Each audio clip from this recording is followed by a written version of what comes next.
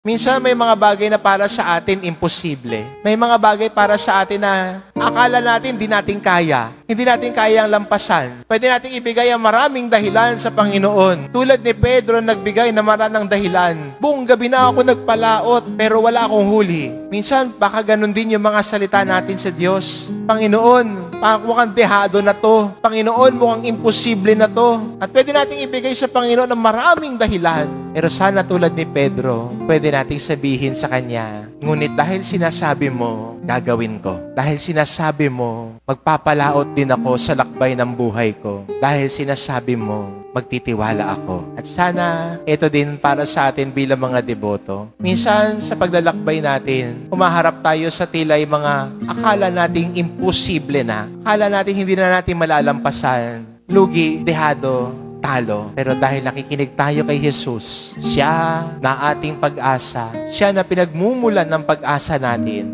nakikinig tayo sa Kanya, sumusunod tayo sa Kanya. At ang taong sumusunod kay Jesus, kailanman hindi uuwing luhaan. Dahil si Jesus ang pag-asa natin, siya ang lakas natin, siya ang patnubay natin. Amen.